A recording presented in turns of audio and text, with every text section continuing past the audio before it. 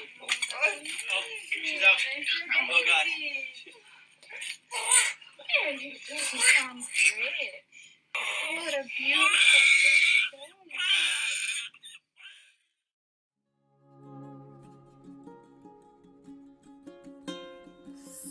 So I just took a pregnancy test. Swear to God I see a line.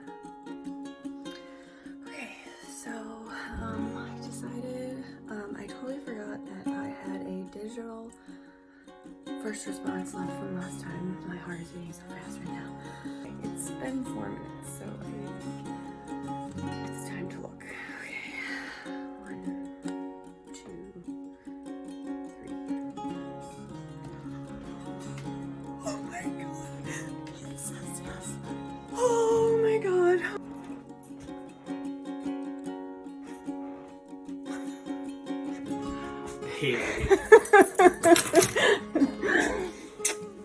All right, say Sarah's pregnant. Oh boy! That's exciting.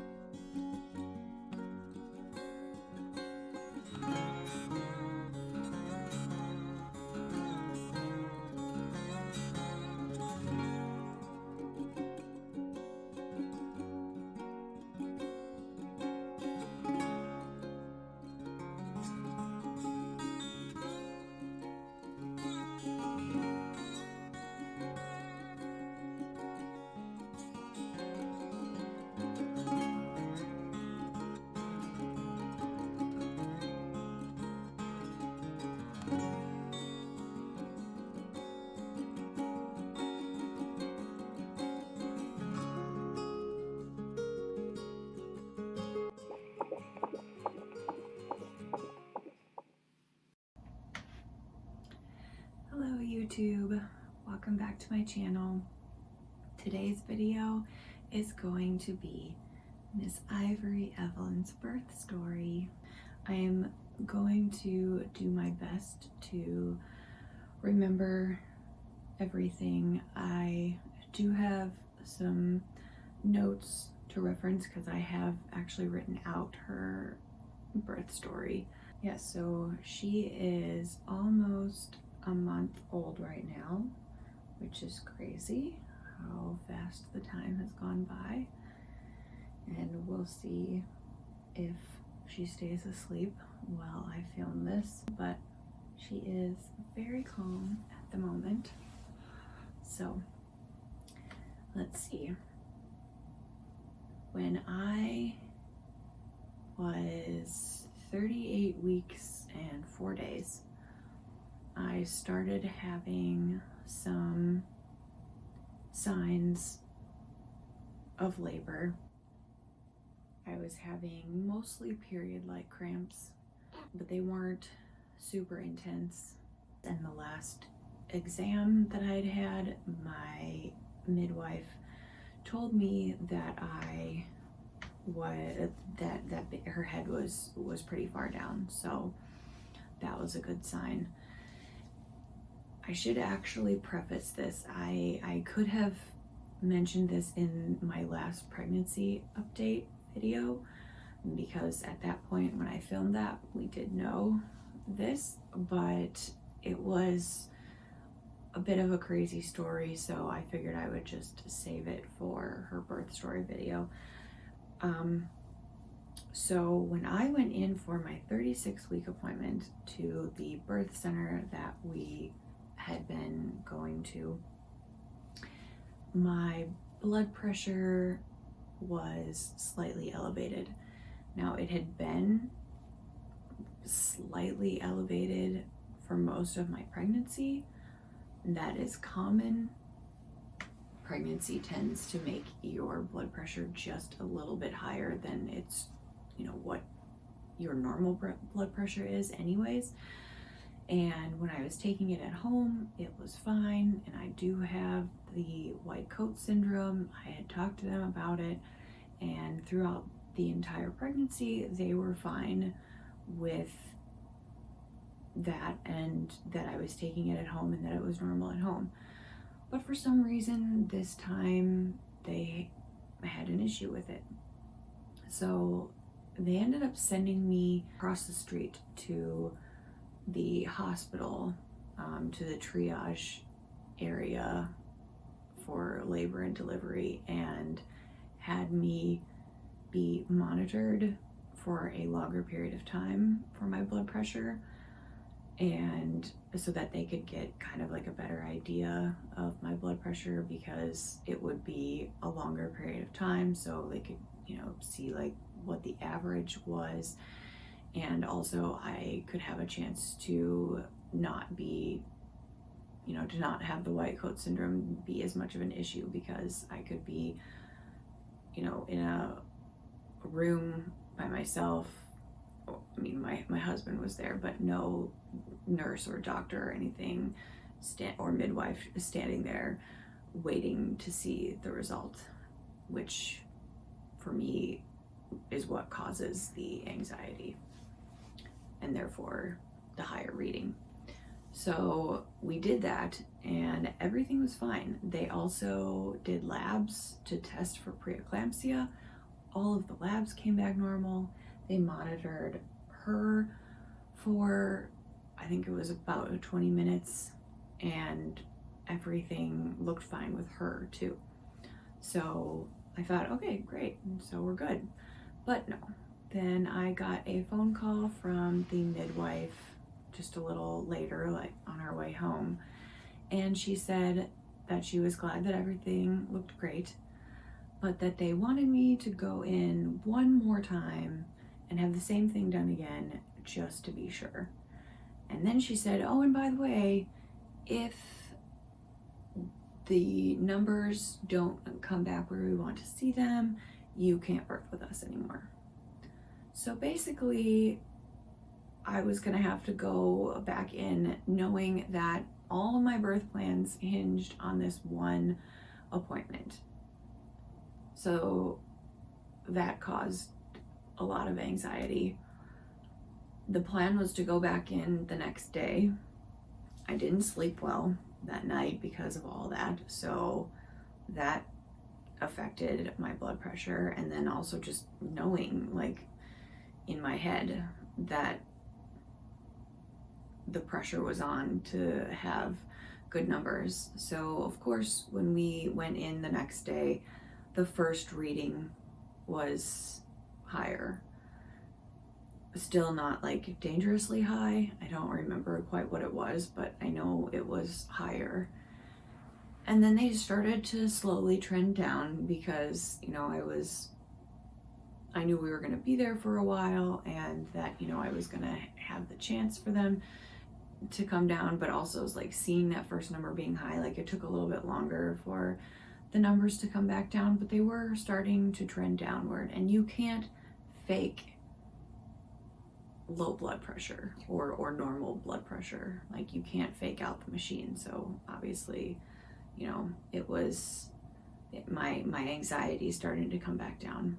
And I don't live an anxious life, so it's not like, that those lower readings aren't indicative of my normal lifestyle. But that first reading, I guess they must have been a little bit concerned at the hospital or something, and so they did call my midwife, and for some reason, the midwife that was at the birth center at the time, and I guess she decided to come over and sit with us. I don't know why. That was the whole point of being over there, was to not have someone looking in on me the entire time. But she did come over and then wanted to talk about what my fears were with having a hospital birth and being induced, because that was the plan. That's what they were going to recommend if I wasn't going to be allowed to birth with them anymore. And so then, of course, my numbers shot back up again, because that was causing more stress. So then that's when she officially said that we could not birth with them anymore. And of course, this was not what we wanted to hear. And, you know, I knew it was not what I wanted, and I knew it was not what was actually happening to me. I did not have high blood pressure. My numbers had been fine at home. So I declined the, recommendation to be transferred to the hospital and to be induced, which was going to happen in the following week when I was 37 weeks. And then I talked to my doula, and she was very supportive, and she suggested reaching out to some other birth centers or, thinking about a home birth. And I said, yeah, actually, that those things had crossed my mind, and that was one of the reasons why I called you, is because I wanted to get your opinion. So she gave me some names of other birth centers that she thought would be more open-minded, and some midwives as well. We did check in with a couple of other birth centers. It wasn't going to work out with them, so we ultimately decided to do the home birth route. We did end up finding a midwife that we really liked, and so that's the route we ended up going. She was comfortable with, my story and my situation, and she had a cutoff too. If I was in labor and I had 2 blood pressure readings that were above 140/90, 2 hours apart, like 2 separate readings 2 hours apart that were above 140/90, then she was going to transfer me to the hospital for the rest of my labor and delivery. So I knew that going in. I was maybe a little bit concerned about like my anxiety causing that, or just, like the stress of being in labor causing that. But it was still ultimately worth it to me to try that route. And also knowing that I didn't actually have high blood pressure. So I will just go ahead and finish that part of the story, which was that my blood pressure was monitored the entire time, and it was as low as it has ever been through my entire pregnancy. So it was not an issue, and I am really glad that we went the route that we did. So, moral of the story, trust your instincts. If, obviously do your research and make sure that you're not ignoring symptoms, but do what feels right to you. And if I had felt that what they were telling me was right and I was, concerned, then yes, I absolutely would have accepted a hospital birth. And I may have tried some other ways to induce labor naturally, if that had been the case, so that I wouldn't have to have had Pitocin to induce labor. But had it been at a dangerous, like preeclampsia state, then yes, I would have accepted being induced, because obviously her safety and my safety are more important than me not wanting to have Pitocin. So anyway, I kept in contact with my doula during, these early stages where I was starting to see some signs that labor might be pretty close. So that the night before, I actually had not gotten the best sleep. Normally I do. That just happened to be a fluke night, so I was a little tired.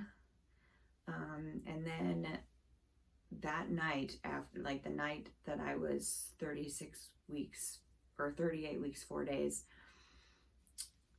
I started having more period-like cramps, and let's see, because that was the night of June 6th, yeah. And I woke up in the middle of the night to, well, actually, no, I think the bloody show was the night before. Yeah. And that's why I thought things were going to progress on 36 weeks or 38 weeks, 4 days, and that it might happen that day, but it didn't. And then that night, so June 6th going into June 7th, in the middle of the night, my surges got more intense. We preferred to refer to contractions as surges. That was part of the hypnobirthing course that we took. And then in the middle of the night, I lost some of my mucus plug and then lost the rest of it in like early in the morning. I was not able to get a ton of sleep that night either, because the surges would, even though they weren't super close together, I would lay down and when I wasn't having one and fall asleep. And I think the most sleep I got was an hour at one time before I had another surge. And that would wake me up, and then I would have to stand up really quickly, because if I were laying down while having a surge, no, it was way too intense to handle laying down. It was, I could breathe through it a lot easier if I was standing up. So that would wake me up. So yeah, there was definitely not good quality sleep that night. So then that next day, June 7th, 38 weeks, 5 days, things just continued to progress, but slowly. We just tried to keep things, as normal as we could, given my situation. I tried to get some food in, we watched some TV and some movies, tried like different ways of sitting, whether it was in a chair or the couch. There just wasn't a whole lot of options, and I was so tired from standing, because standing was the easiest way to handle what was happening to my body, like all the surges and stuff. But I was so tired that it was hard to stay standing. I wanted to be sitting, but yeah, a lot of times that didn't last very long because it just got too uncomfortable. I did manage to get some food in, kept the liquids up, and around, I think it was like late evening, things were really starting to ramp up, and I wanted the doula there. So we called Laura. A lot of this was Steve calling and communicating, because I just was kind of in the zone. So she got there around 6:15, and she helped with, some yoga poses for me to do to help move things along and also help keep me more comfortable. She had this blanket thing that she brought with her that she had me get on all fours on a bed, and she put it kind of like draped it around my tailbone area, and she kind of like swayed it back and forth, and it kind of like shimmied my hips back and forth, and that really helped. It helped make things feel more comfortable. I don't know if it was also to help progress things, but either way, like, I got some relief from it, so that was good. And things just kept getting more intense, and my surges were coming more like 3 minutes apart. Still a few that weren't 3 minutes apart, but there were definitely enough that were 3 minutes apart that we called the midwife, and she and her midwife in training came, and they got there about 10:30 that night, and they started working on setting up the birth pool. Once that was set up and I was able to get in that was quite a relief. Unfortunately, you know, even though like things stayed intense, it was still a slow progression, and at one point the midwives realized that she had turned posterior. So to help her get back into the optimal position, they had me get on all fours in the birth tub, and they put 2 towels underneath my belly, and they each had one end of each towel, and they shimmied them back and forth. And on the next surge, that helped her turn over back into the right position. I definitely felt that. So that was pretty surreal, but it worked. They determined that she was back into the optimal position after that. So a lot of this was just, you know, me laboring in the birth pool, and we had all the lights off, well, most of them off, at least in the area where the birth pool was, and then we just had battery tea lights on, and I had an app that went along with the hypnobirthing course that I had taken, and it was playing positive affirmations, and that was helpful. And it was just, you know, them periodically checking my blood pressure, checking her heart rate, and trying to help make sure that I kept liquids in me, and offering me food.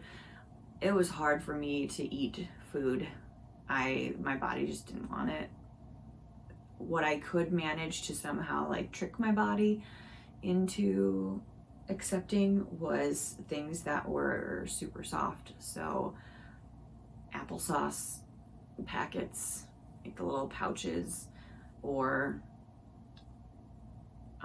peanut butter pouches. So I was doing my best, and they definitely kept up, you know, the continuously offering me those things. I did end up throwing up a couple times, quite violently. That was not fun. And at one point, they really wanted me to get some more food down. So we thought maybe some toast with butter. So my husband made that for me. I chewed, like I kept chewing. I took a bite and kept chewing and waiting for my body to let me swallow, and it just would not. I could not do it. I had to spit it back out. I felt so bad that he went to the trouble, but I couldn't do it. So then at some point I did feel my surges change from dilating surges to pushing surges. I had not been checked during this whole time, so I don't know how dilated I was at that point, but I was just listening to my body, and I could tell that it felt like I kind of needed to push. At that point, Steve was taking a nap because, you know, we were going on such little sleep. I think this was somewhere in the wee hours of the morning of now the next day. So I'm 38 weeks, 6 days. It's June 8th. So they go to wake up Steve because they don't want him to miss anything. Unfortunately, I think that mentally affected how I felt a little bit, because And then I thought, well, poor Steve is being woken up from his nap. I better get, things better start happening. Otherwise, he's missing out on sleep for nothing. So I think that sort of slowed some things down. They did end up eventually having me get out of the birth tub to try some other positions. They wanted to do like the sideline release, which is something that you can find on Spinning Babies website. They wanted me to do each side and have 3 surges on each side, like one laying on my left side and one session laying on my right side. I was terrified because laying down, having surges, was just so overwhelming, but I got through it, and I do think it helped. I got back in the birth tub and I started having like what felt like kind of like a runner's stitch on my right side. I think that muscle in that area was just so fatigued, and me not being able to keep food down and not get sleep, I think really contributed to that happening, and just how I was feeling in general. My legs were just so tired. I at that point was starting to feel a little defeated, because it also felt like my surges had gone back to dilating surges and not pushing surges anymore, because I wasn't feeling the need to push anymore. So then I was starting to wonder how far I was actually in terms of being dilated. So they offered to check me. I did not want them to, because I knew that them checking me would cause a surge. So then they said, well, you can try checking yourself. I don't know what I'm feeling around for. So, but I did. And to me, it felt like I was only a 2. So at that point, my heart really just dropped. And I started thinking, oh dear God, how am I gonna do this? I think I'm so exhausted. If I'm only a 2, I need some rest, because I can't go for as long as it's going to take for me to get to a 10 on this amount of sleep and this amount of energy. And I'm starting to think, then that means I'm gonna have to go to the hospital. So that means I'm gonna have to somehow get out of the tub, get dried off, get clothes on, get to the car and survive the car ride, get checked in at the hospital, wait for the epidural. Like, it just sounded so overwhelming. So the midwife said, I really do think that you could be wrong about your assessment. So if you could let me check you before we make any decisions. So I finally let her do that. And she was like, okay, honey, you're actually 8 centimeters dilated. So if you let me push your cervix the last 2 centimeters around baby girl's head, then you could start pushing again. I also knew that was going to cause a surge, but it did at least help me to know that I was 8 centimeters and not 2. But I needed to mentally prepare myself for how that was going to feel, her doing that. So they also offered me some IV fluids at this point. They were able to do that, and because they thought that might help me feel a little bit more relief, get a little bit more energy. So that was a very welcome offer. I absolutely accepted. It was not the most fun thing to have done. Of course, they put it in my hand, it didn't work. I think they tried a couple times. So then they put it in my wrist. That was not fun, but the fluids definitely helped. I wasn't able to get it wet, so I had to, the whole time, drape my arm over the edge of the pool while trying to handle the surges and not be able to, really move my body in a way that I felt like I wanted to when the surges would come. So it just felt like forever while I was waiting I kept watching the progress of the bag because they wanted all of it in me before they would take it out.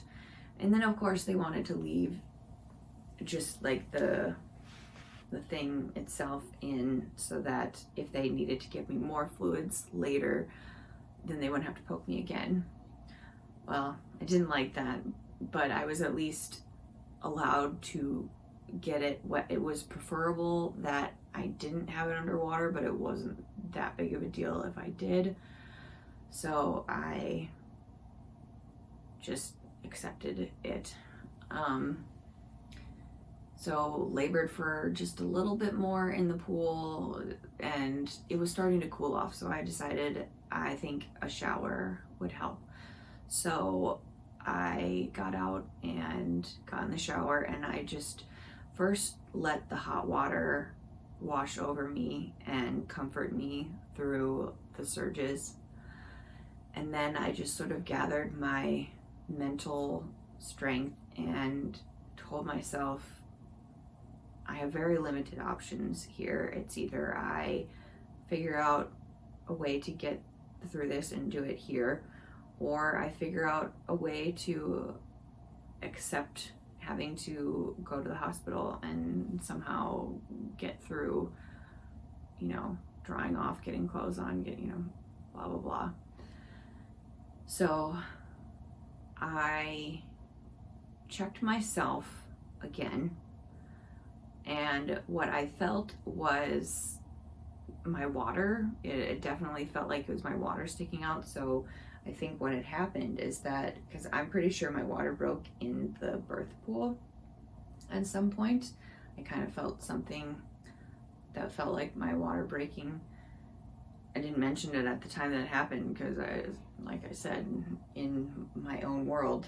But so I think the water had moved back down and essentially like resealed my cervix area, and that was what had changed my surges from dilating surges back into, or from pushing surges back into dilating surges. So I thought, well, I wonder if the midwife breaks my water, then with a hook this time, rather than waiting for this to progress on its own, I think that would really help. So I'm gonna ask if she can do that, and maybe I'll get some relief from that too, and then get the urge to push again. So she said that she could do that. I would have to be laying on my side, so I knew a surge was probably going to happen during that time because it was gonna take just a little bit of time. So we had a heating pad under me to help with the surge or surges, and I had a feeling that while she was using the hook to break my water, that she was probably going to do the other thing where she pushed my cervix around baby girl's head, because that would obviously help progress things, and I needed it. So even though I don't know if we really talked about it, I was so sleep deprived, but I think I knew, even if we hadn't, that in the back of my head that she was going to do that, so I prepared myself for that too. In the end, I'm glad that she did, because I think it helped, but it was not fun. Those were some very intense surges. And so then it came time to push. And by that point, my runner's stitch still had not, the fatigue muscle on my right side was not really much better. The IV fluids helped a little bit with that, but not a lot. And so every time I would get a surge, towards the end of the surge, it would radiate into my hips and then my upper thighs, and they just felt like they were on fire. And with that happening, I could not bear down in any way to be able to push her. And we tried so many different positions, and ultimately I started to feel like my time was running out because I couldn't get any power behind any of my pushes. And I was starting to go back to where I was mentally before and getting kind of concerned. But I did the same thing that I did in the shower, and I just kind of mentally gathered whatever strength I had left inside me. And at this point, I had just switched positions to being on all fours, and I was under, like slightly under our dining room table. My head was underneath it and it was pushed up against the dining room table. And when that next surge came, I literally somehow, from the depth of, my being, I pulled some force out of somewhere. And I remember letting out like this animalistic grunt, something, and gave it everything I had and was actually able to push. And then I felt her move down the birth canal, and that was the motivation that I needed. I thought, oh my gosh, something happened. Things are happening. I can do this. I don't know how long it's going to take and where I'm going to find the strength to keep doing it, but I can do this. So we tried other positions. They suggested squatting on the toilet seat. I was hesitant, but I really wanted to make this work, so I did try it. I couldn't do it at first with both legs up on the toilet seat because it would burn, like, because having like being kind of like knelt with like my legs that close to my hips and like those muscles being like flexed, and also that's where I was feeling the most pain when I would have the surges because everything was so fatigued. And then I also was not able to relax my mind and therefore relax my body. I had, in order to make it work, I had to have one leg down on the floor and one leg up on the toilet seat, but I was able to make that work, and I did make more progress. And at some point I was able to get both legs up and do even more progress. I didn't know it at the time, but she was actually coming out sideways, like her head was coming out at a bit of an angle, which was making the pushing more difficult. I don't know if they didn't tell me for that reason because they didn't want to discourage me, but at least I don't remember them telling me that that's what was happening. But I guess I was so sleep deprived, maybe they told me. But so then, after making a decent amount of progress, but getting to a point where, and she was crowning, she was coming out, but we kind of felt like, I was gonna get as much as I could get out of being in that position. We switched again, and I tried again on all fours. I didn't really feel like that did much, but on my way over from squatting on the toilet to getting over into the living room and on all fours, it was so weird walking that way with her coming out. It felt like she could have, just kind of like popped out. It just felt like she was so far out already.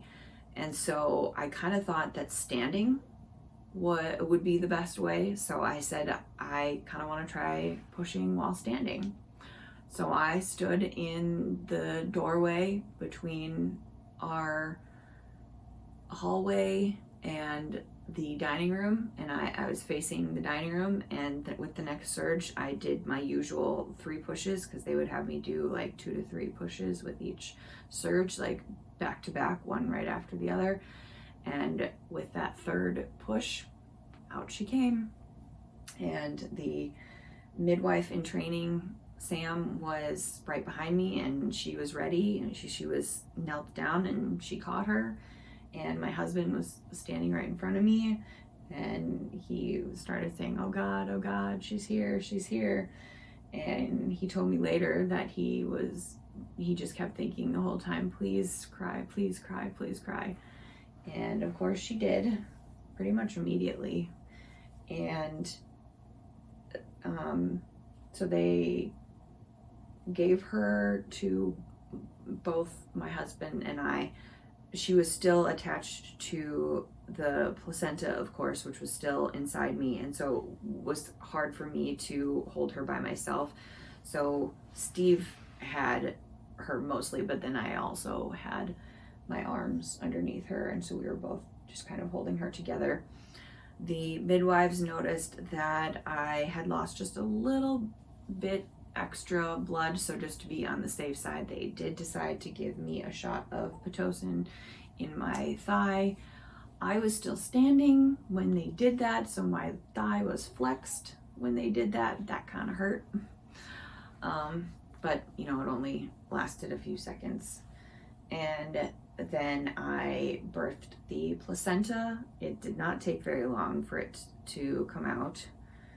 And then they moved us all over to our bed. So I was able to gently collapse into the bed and breathe a huge sigh of relief because I could finally relax my unbelievably exhausted body, and I was happy because my baby girl was here and she was healthy and beautiful, and we just kind of laid there and held her and admired her. And they did the full exam on her, and I mean, you know, after they did like the initial exam, they gave us, you know, some alone time for skin to skin. We did skin to skin, delayed cord clamping, and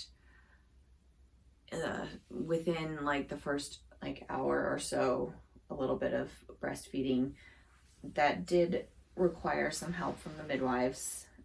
Her mouth is small because she was 6 pounds 11 ounces, so she was a little bit of a smaller baby, still completely healthy, but a little bit on the smaller end. And I have smaller nipples, so you know, with her small mouth, it was just a little bit difficult. So we ended up needing a nipple shield, but I was able to get some colostrum out for her, and we did end up giving some of it to her in a syringe because we had better success getting, like, just to make sure that she got some, using the haka to get it out, and then use the syringe to feed that to her. And I was finally able to eat some food because I was finally feeling a lot better, still exhausted, but feeling a lot better. And so while they did like the full exam on her, did like the exam on me, I was able to eat some food, and everything with her looked completely normal. And I had 1 second-degree tear and a couple of minor first-degree tears. So they, as long as it was not a 3rd or 4th degree tear, they were able to do it. I was not going to need to be transferred to the hospital. So yep, right there on the bed, we got stitched up, and yeah, just continued to love on her and cuddle her, and of course, you know, called family members and sent all pictures, and just enjoyed the moments of being on cloud 9. So, and almost immediately after she came out, all that really intense, overwhelming feelings started to go away, and of course, that is what they say, that you forget all the difficulties of childbirth almost immediately after your baby is born. And obviously it's not like I didn't believe the people who were saying that, but it was kind of like, is that going to be how I feel and all that stuff? But that was how I felt. It really was. I mean, as soon as she came out, it was just like almost instantly all that worry and stress just washed away. And yeah, I would do it all again to have her here. So in the end, even though it was a very long labor and there were definitely some things that I wish that had gone differently, I do think that what caused some of those things were they could have been fixed just by me having been able to get a little bit more sleep somehow. I think it was just kind of a fluke that it happened that way, and I know that subsequent births don't usually last as long, so if we do go on to have more kids, I think I plan to go the home birth route again. So I also think that if I had been able to give birth to her in the tub, I probably would have, my tears would have been even less so. But I had gotten out of the tub because it just wasn't working for the actual like pushing and whatnot. So, but maybe for subsequent births, I'll be able to attempt that again. Either way, I'll have the birth tub again because laboring in the tub really helped. So yeah, that is the birth story of our little Miss Ivory Evelyn, and we could not be happier to have her here. And we are very thankful to our birth team. We had a wonderful birth team. I don't know how we would have done it without them. They were so supportive and just, very much letting me and Steve just kind of do what we felt was natural, and listening to my body and remaining calm and having a positive environment.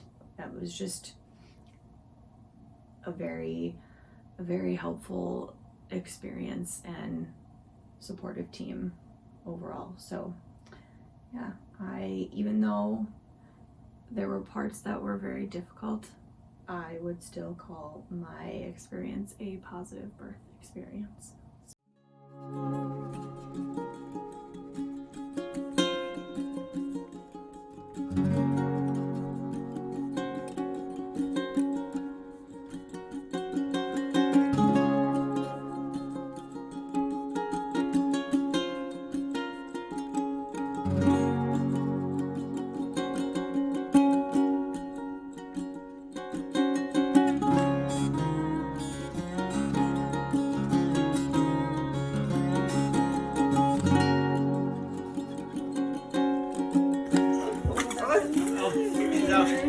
Oh God.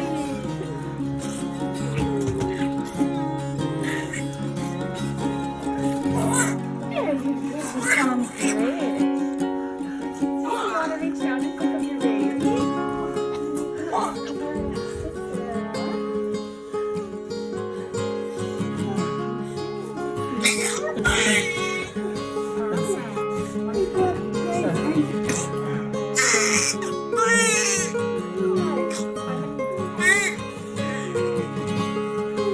You just stay right there. Give me a little shot in your leg. Quite a bit. Okay. Looking at this sweet girl. Oh God. She looks great. One out color. microphone. Come suck on it. Look at her open her eyes. Oh, what a beautiful.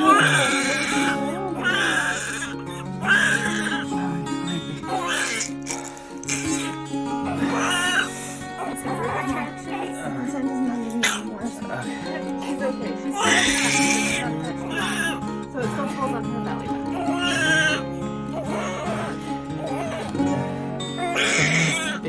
Can you grab me a test bag,